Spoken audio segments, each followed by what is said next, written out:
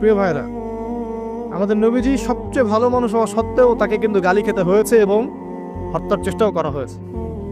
মনে রাখবেন, শুধু সৎ কাজের আদেশ করার নাম ইসলাম নয়, শুধু আংশিক বিষয় পালন করার নাম ইসলাম নয়, অসৎ কাজের নিষেধের নামও ইসলাম এবং আল্লাহ নিষেধগুলো ছেড়ে দেওয়ার নামও ইসলাম।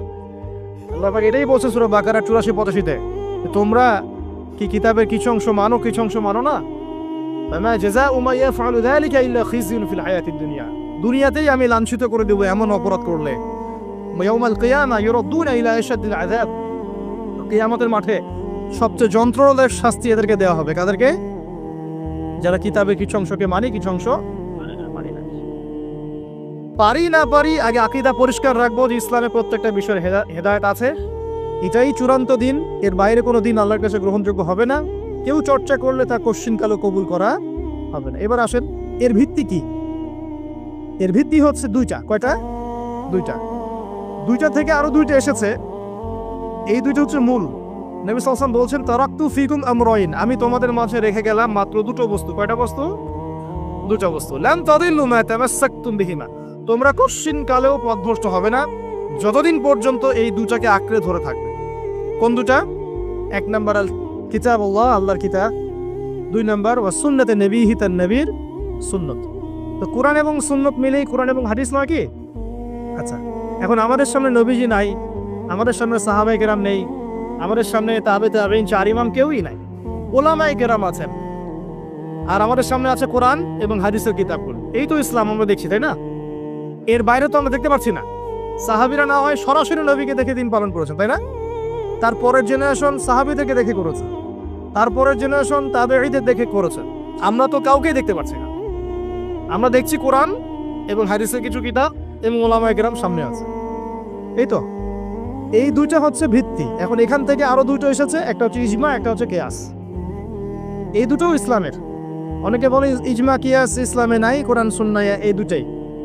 ইজমা এবং কিয়াস গুরুত্বপূর্ণ, কারণ ইজমা, সাহাবীদের ইজমা, এটা একটা খুব গুরুত্বপূর্ণ জিনিস। এবং কিয়াস ছাড়া আপনি অনেক মাসআলা বের করতে পারবেন না। ইয়াবার শব্দ কোরআনে আছে না নাই? ইয়াবা নাম শুনেছেন? শুনেন নাই? না শুনলেই ভালো। তো এই শব্দটা কি কোরআনে আছে নাকি? নাই। কোরআনে মাদকের কথা আছে। কিসের কথা? মাদক। এখন কিয়াস দরকার নাই। এই যে একটা মাসআলা, একটা মূলনীতিকে কেন্দ্র করে আরেকটা মাসআলাকে বের করা, ইস্তেহাদ করার যে মূলনীতিগুলো, এগুলো কিয়াস থেকে আসে। এটা কিয়াস। এটা ছাড়া আপনি অনেক মাসআলাই বের করতে পারবেন না সমসাময়িক। তো অবশ্যই কোরআন, সুন্নাহ, ইজমা, কিয়াস চারটাই লাগবে। এখন কথা হচ্ছে, এইগুলো তো আর আমরা সরাসরি পালন করতে পারবো না। পারবো? বুঝাচ্ছি, একটু বোঝেন। মনে করেন সামনের দিনগুলোতে দেখবেন বিচ কয়েন আসবে। কি কয়েন? হয়তো অলরেডি অনেক কান্ট্রিতে চলেও আসছে। এখানে কতদিন এটা লঞ্চ হবে আল্লাহ ভালো জানেন, কিন্তু বিট কয়েন মার্কেটে আসছে। এটাকে ক্রিপ্টোকারেন্সি বলে। কি বলে? পেপার মানি নিয়ে যে কথাগুলো বলেছিলাম, কিছু তো ফলেছে নাকি ভাই?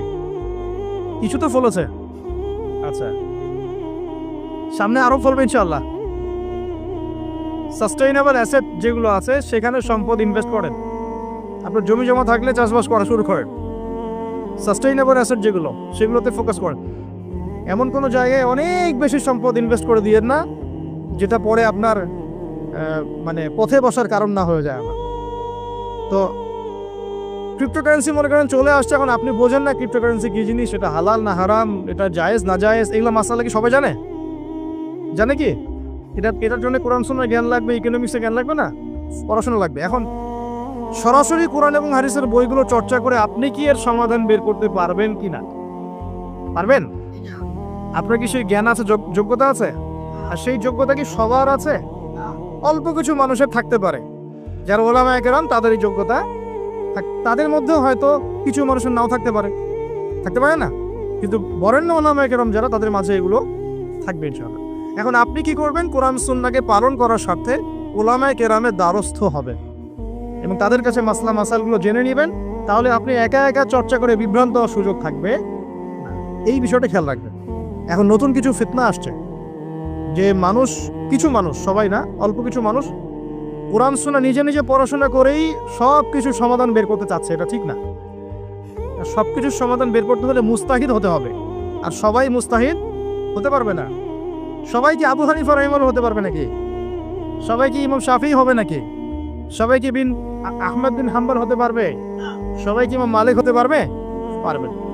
অতএব জ্ঞান চর্চার স্বার্থে, দিন পালনের স্বার্থেই ওলামায়ে কেরামের দ্বারস্থ হতে হবে, হকপন্থী ওলামায়ে কেরাম।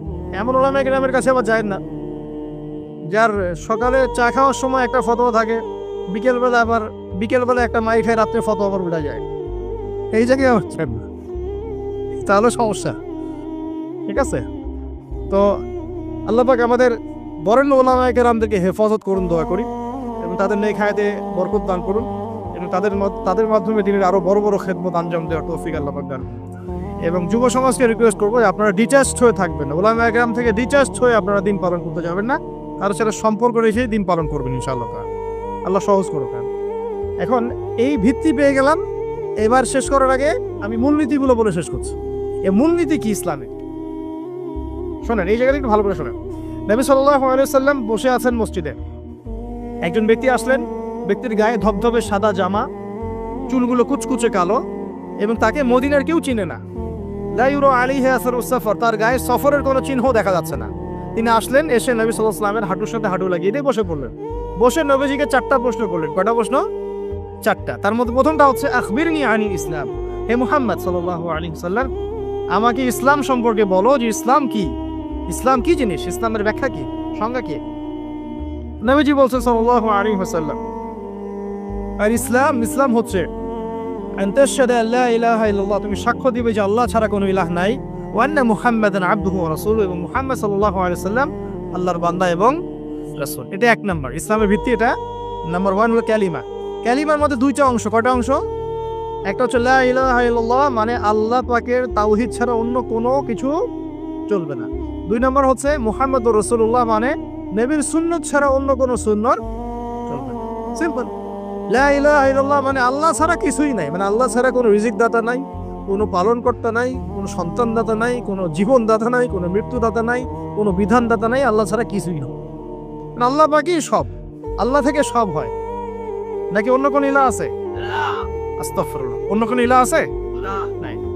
এটা হচ্ছে শিরক মুক্ত তাওহীদের স্টেটমেন্ট। লা ইলাহা ইল্লাল্লাহ মানে শিরক মুক্ত তাওহীদ। শুধু এটা মুখের জিকির না, পালন করে দেখাতে হবে। যদি ইবাদত বন্দেগীতে আপনি আল্লাহর দাসত্ব করেন, সেজদা দেন, আল্লাহকে সেজদা দেন, ইবাদতে লা ইলাহা ইল্লাল্লাহ ঠিক আছে। অর্থনীতিতে গিয়ে আপনি সুদ খাচ্ছেন, আল্লাহর বিধান মানছেন না, ওখানে লা ইলাহা ইল্লাল্লাহ ঠিক নাই। বুঝতে পারছি না? জীবনের সব ক্ষেত্রেই লা ইলাহা ইল্লাল্লাহ আনতে হবে, তারপরে তো হবে লা ইলাহা ইল্লাল্লাহর কায়েদ। দাদা তো হইল না কিছু। 2 নাম্বার মুহাম্মদ রাসূলুল্লাহ মানে আপনি অন্যের মন গড়া কোনো আদর্শ, দর্শন, সুন্নাত ফলো করতে পারবেন না। আপনাকে মুহাম্মদ সাল্লাল্লাহু আলাইহি ওয়াসাল্লামকেই রোল মডেল মানতে হবে। এর নাম মুহাম্মদ রাসূলুল্লাহ। যদি কেউ মুহাম্মদ রাসূলুল্লাহ বলে অন্য কাউকে তার আদর্শ মেনে চলে, তাহলে মুহাম্মদ রাসূলুল্লাহ কেটে গেছে। এখানে একই কথা, নামাজে দাঁড়িয়েছেন রাসূলের মতো নামাজ পড়ছেন মাশাআল্লাহ, রোজা করছেন রাসূলের মতো, হজ ওমরা সব রাসূলের তরিকায় হচ্ছে, তাসবিহ তাহলিল সব রাসূলের তরিকায় হচ্ছে, অর্থনীতিতে গিয়ে রাসূলের তরিকা চলে না, তাহলে এখানে আর মুহাম্মদ রাসূলুল্লাহ থাকলো না। আমি মনে হয় বুঝাতে পারছি না। মানে জীবনের সব ক্ষেত্রেই লা ইলাহা ইল্লাল্লাহ মুহাম্মদুর রাসূলুল্লাহ থাকতে হবে, শুধু একটা অংশে নয়। এটা 1 নাম্বার। 2 ওয়ান তুকিমাস সালাহ, এবং যখন তুমি সালাত কায়েম করবে। ইসলামের 2 নম্বর পিলার কি? সালাত কায়েম করা। সালাতের বিষয়ে জাস্ট 2টো হাদিস বলে দিই আমি, তাহলে আপনার যথেষ্ট হবে ইনশাআল্লাহ। একটা হাদিসে নবীজি বলেন, মান তারাকা সালাতান মুতাআম্মিদান ফাকাদ কাফার, কেউ যদি ইচ্ছাকৃতভাবে নামাজকে ছেড়ে দেয়, সে ব্যক্তি কিন্তু কুফরি করলো। কি করলো? আমরা যারা নামাজ পড়ছি না, আমরা কিন্তু কুফরির মধ্যে আছি। মুয়াজ বিন জাবাল রাদিয়াল্লাহু আনহু নবীজি বলেন, মান তারাকা সালাতান মুতাআম্মিদান ফাকাদ বারিআত মিন জিম্মাতিল্লাহ, কেউ যদি নামাজ ছেড়ে দেয়, ফরজ নামাজ তার উপর ছেড়ে দেয়, ত্যাগ করে, সে ব্যক্তি আল্লাহর জিম্মাদারি থেকে মুক্ত হয়ে গেল। আল্লাহর জিম্মাদারি নাই তার কাছে, আল্লাহ পাকের কোনো রেসপন্সিবিলিটি নাই তার উপরে, আল্লাহ ছেড়ে দিয়েছেন তাকে, যাও। একটা হাদিস আছে, বাইনা রাজুলি ওয়া বাইনা শিরকি ওয়াল কুফরি তারকুস সালাহ, একজন আল্লাহর বান্দা আর একজন কাফের মুশরিকের মাঝে পার্থক্যই নামাজ। নামাজ নাই, ইসলাম নাই। শুধু আইওয়াজ শোডাউন দিয়ে কিচ্ছু হবে না ভাই, অথচ নামাজ আগে ঠিকঠাক মতো পড়তে হবে। পড়তে হবে না ভাই? আমাদের যুব সমাজ এখন রাত 3:30টায় খেলা দেখতে ওঠে, তাহাজ্জুদে ওঠার সুযোগ হচ্ছে না, ফুরসত হচ্ছে না। 3:30 4টা হলেও উঠতে হবে, অ্যালার্ম দিয়ে রাখবে। আর্জেন্টিনার খেলা আছে, কিন্তু আরেক ঘন্টা পরে ফজরের নামাজ, ওই খেলা দেখি ঘুম, ফজরের নামাজ না। এই যে ঢাকায় দেখলেন না, ছবি দেখলে মনে হয় একটা তিল পরিমাণ জায়গা নেই মানুষের দাঁড়ানো, পর্দার সামনে একটা তিল পরিমাণ জায়গা নেই মানুষের দাঁড়ানো। হই হুল্লা করতেছে, নাচছে গাচ্ছে, স্মোক করতেছে, ড্রিঙ্কস করতেছে, মিডিয়া এগুলোকে প্রমোটও করতেছে। মিডিয়া প্রমোট করতেছে মানে কি, মিডিয়া দেখাচ্ছে মানে বিশ্ব কত ভালো আছে এখন, কত সুখ আমাদের, হ্যাঁ আমাদের সুখী সুখ, খালি সুখে সমৃদ্ধ জীবনযাপন করতেছে, খেলা দেখতে নাচতেছে নাকি। অথচ দেখেন ইকোনমিক সেকশনের কি অবস্থা, দেখেন দেখেন কি অবস্থা দেশ। এই যে আমাদের সমাজের, যুব সমাজের নৈতিকতার অবস্থাগুলো দেখেন, ধর্ষণের হার দেখেন, জেনার হার দেখেন, মাদকাসক্ত মানুষদের হার দেখ, কত হারে মানুষ মাদক খাচ্ছে, পরকীয়ার হার দেখেন, ব্লু ফিল্মসের হার দেখেন। ওদের ভাবখানে এমন যে খুব সুখ আমার জীবনে, খেলো আর খেলো। খেলার দলিল তো কোরআনে আছে তো, হ্যাঁ আল্লাহ পাক বলছেন এই দুনিয়ার জীবনটা হচ্ছে খেলতামাশার দোকান, খেলার দলিলও কোরআনে তো আছে। ওমা হাযিহিল হায়াতু দুনিয়া ইল্লা মাতাউল গুরুর, এরকম একটা আয়াত আছে সূরা হাদীদের মধ্যে। আল্লাহ পাক আছে, আল্লাহ পাক বলেছেন যে ইলামু, তোমরা জেনে রাখো, আন্নামাল হায়াতু দুনিয়া লাইবু ওয়া লাহু, তোমরা জেনে রাখো যে এই দুনিয়ার, পুরো দুনিয়ার জীবনটাই খেলা, খেলতামাশা। ওয়া লাহু, ঠাট্টা হাসি ঠাট্টা, মানে এটা কি বলা বাংলা দিয়ে, ভ্রম, ভ্রম, মায়া মোহ ভ্রম। তোমরা জেনে রাখো দুনিয়ার জীবনটা খেলা, খেলতামাশা, ভ্রম, মিছে মায়া। ই'লামু আন্নামাল হায়াতু দুনিয়া লাইবু ওয়া লাহু ওয়া যিনাতু ওয়া তাফাখুরুম বাইনাকুম ওয়া তাকাফুর, এবং দুনিয়ার জীবন হচ্ছে একে অপরের সাথে প্রাচুর্যের প্রতিযোগিতা। এগুলা আল্লাহ পাক বলছেন, তো খেলার দলিল তো কোরআনেও পাওয়া যাচ্ছে না? দুনিয়ার জীবনটাকে আল্লাহ বলছেন ওমা হাযিহিল হায়াতু দুনিয়া ইল্লা মাতাউল গুরুর, পুরো দুনিয়ার জীবনটাই হচ্ছে মাতাউল গুরুর, প্রতারণা, ধোঁকা, মরিচিকা ছাড়া কিছুই না। আর প্রমোট করা হয় যে বিউটি কন্টেস্ট হচ্ছে, মনে হচ্ছে কত সুখ আমাদের, হ্যাঁ মেয়েরা একদম অর্ধনগ্ন নগ্ন হয়ে ফ্যাশন শো করছে, প্রমোট করছে, দেখো এগুলো সবাই কি সুন্দর জিনিস, কত সুখ, কত সুখে আছি আমরা। খেলতেছে মানুষ, দেখো ব্রাজিল আর্জেন্টিনা খেলা হচ্ছে, কত সাপোর্টার, কত সুখ, কত মজা, কত লাজ্জাত দুনিয়াতে। হ্যাঁ মানে কি প্রমোট করতেছে দেখেন, মানে রিয়েলিটি। একটা কথা বলেছে অনেক লেকচারে যে এই ফিতনাময় যুগ, দাজ্জালের যে যুগটা হবে না, ওই যুগে বাস্তবতা আর ভিজুয়াল ওয়ার্ল্ড হবে আকাশ পাতাল পার্থক্য। মানে যা আপনি দেখবেন সেটা সত্য না, ভিতরের বিষয়টা সত্য, যেটা আপনি দেখতে পাচ্ছেন। যা আপনি দেখবেন সেটা সত্য না, যা সত্য তা আপনি দেখতে পাচ্ছেন না। এটা হবে দাজ্জালের যুগ। কেমন? খিদিরের মতো। নৌকা ফুটা করলেন কেন? সন্তান হত্যা করলেন কেন? বাচ্চা হত্যা করলেন কেন? আর যে দেয়াল নির্মাণ করলেন কেন? তিনটা ক্ষেত্রে মুসা আলাইহিস সালাম ভেটো দিচ্ছেন, খিদির আলাইহিস সালাম বলছেন যে এর পিছনে কারণ আছে। কারণ আছে না? দাজ্জালের যুগটা এমন হবে, বাহ্যিকভাবে যেটা দেখছেন চোখ দিয়ে এটা সত্য নয়, ভিতরে যেটা আছে ওটা সত্য। ভিতরটা সবাই দেখতে পারবে না, দেখতে হলে খিদির হতে হবে। ভিতরটা হচ্ছে যে সমাজ তো ডিস্ট্রয়েড, ম্যাসাকার হয়ে গেছে, সমাজের কাঠামোই ভেঙে গেছে আমাদের। এখন নারী পুরুষের যে ফাংশন চেঞ্জ হয়ে গেছে, ধর্ষণের হার দিন দিন বেড়ে গেছে, ইফটিজিং বেড়েছে, বেপরদামি বেড়েছে, নগ্নতা বেড়েছে, মাদক বেড়েছে, পরকীয়া বেড়েছে, কচি কচি বাচ্চা কাচ্চা মেয়েগুলোকে ধরে ধরে ধর্ষণ করা হচ্ছে। সমাজের কাঠামোই চেঞ্জ হয়ে গেছে, সমাজের সমকামিতা বেড়েছে, প্রচুর সমকামী, খেলতামাশা, দুনিয়ার জীবনটা খালি খেলতামাশা। আর আমাদের এই যুব সমাজ যাদের হাতে ইসলামের ভবিষ্যৎ আছে, ওদেরকে এইদিকে মোহাগ্রস্ত করে রেখে দেওয়া হচ্ছে। এরা নামাজ পড়ে না, কোরআন তেলাওয়াত করে না, আলেম ওলামার সাথে কোনো সোহবত নাই, কোনো সম্পর্ক নাই, হাদিসের কিতাব নাই বাসায়, দাড়ি নাই, ইসলামিক লেবাস পোশাক নাই, ইসলামিক মূল্যবোধ নৈতিকতা নাই, আল্লাহ রাস্তায় সময় দেওয়ার কোনো মানসিকতা নাই। এই যুবক ছেলেপেলেগুলো কিনে নাচতেছে মিডিয়া। কি করবে এরা দেশের জন্য? যারা এরকম অন্য একটা রাষ্ট্র, যে রাষ্ট্র আমাকে চিনেই না, ওর খেলায় সে হুজুকে লাফায়, এ দ্বারা রাষ্ট্রের উন্নয়ন হবে নাকি? আজীব কথা বলেন, এইসব লোকজন দ্বারা রাষ্ট্রের উন্নয়ন হবে নাকি? যখন আমরা এই খেলতামাশায় ব্যস্ত আছি, দেখবেন পশ্চিমারা ঠিকই ওদের উদ্দেশ্য বাস্তবায়ন করছে। কি আশ্চর্য একটা অবস্থা, কি আশ্চর্য! মানে এত সুখে আছি আমরা, এতই সুখ, খাবার, পানি, বাসস্থান, বেকারত্ব, কত সমস্যা নিয়ে ভুগতেছি আমরা, এতই সুখ যে বিশ্বকাপে নাচতে হবে আমাদেরকে।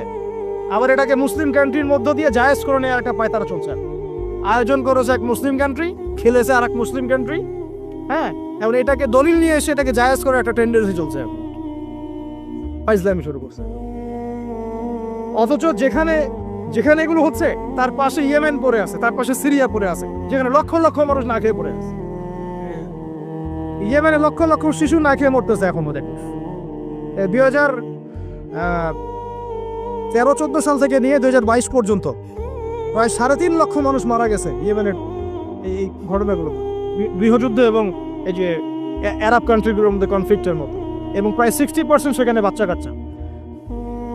আপনি এত টাকা পয়সা খরচ করে এগুলো আয়োজন করতে আমরা প্রমোট করতেছি, এর 5% টাকা ওদেরকে দিলেই তো ওদের 3 বেলা খাবার হতো।